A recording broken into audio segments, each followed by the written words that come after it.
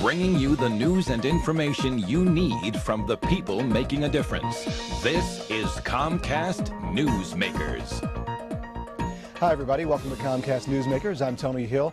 You know, there's a difference sometimes between what somebody knows and how they'll actually test when they're given an exam. And that's a big issue in the school system. Here to talk about those challenges today is Principal of Wilde High School, Restia Whitaker.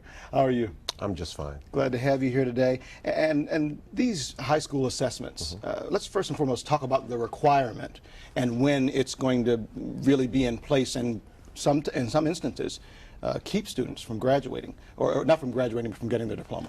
Well, it started with our 9th grade class last year. So as we look to move towards 2009, these requirements are in place. But we've been doing a lot of work to prepare students for these tests, information, working with the Maryland State Department of Education and our local school districts, and particularly my school in Howard County. We've tried to prepare students all along for these exams. Sure. Now, some parents are extremely busy, maybe a little disconnected. For those who may not quite understand the breadth of this requirement, let's talk about exactly what it does. Well, what it does is the 4 core areas in government, English, social, in history, as well as government, Algebra 1, biology, and English.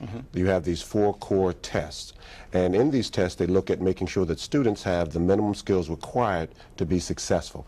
After looking at what we will be looking for students to have as a skill set upon graduation from high school. But these tests don't happen your senior year. They happen typically between 9th and 10th grade. As a matter of fact, we've got on the Comcast calendar the dates of these tests so that the students can go and begin to take them. We put that on the camera for folks to see that at home. And while we look at that, let's talk about the fact that, and it's a concern of mine, that again, you have some people who are extremely knowledgeable but don't test well. This test will determine whether or not that child gets a diploma. Correct. There will be a requirement for the student for graduation. There are still some parts that are being worked out, and they're looking, because as all tests are implemented, there's always a phase of transition in there. Okay.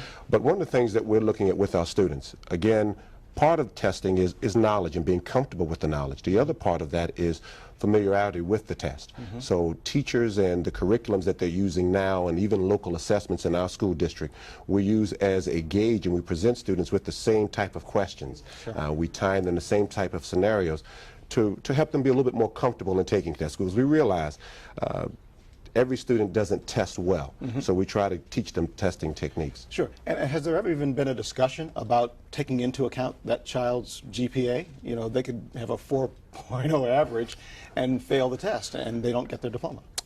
Correct, but that's highly unlikely.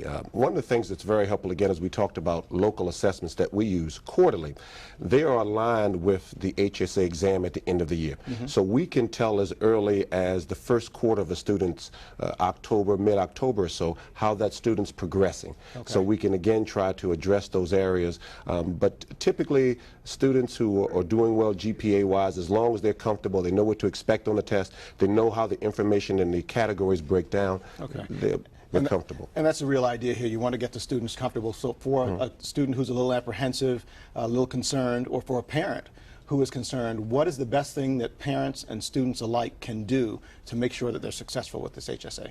Well, first, it starts by meeting with your particular high school and finding out what information, what initiative, what supports the high school, because every high school has different supports that we have put in place to assist students.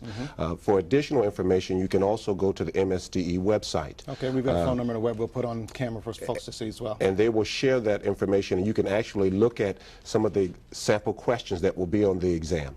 In addition to that, also make sure that your students are studying. They should be bringing home material, as the teachers explain them, that are related to the HSAs. All right, thanks for coming in and talking with us, and Sure. hopefully we've given some information that will help.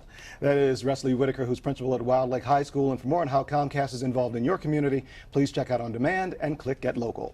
Thanks for watching Comcast Newsmakers. Till next time, I'm Tony Hill.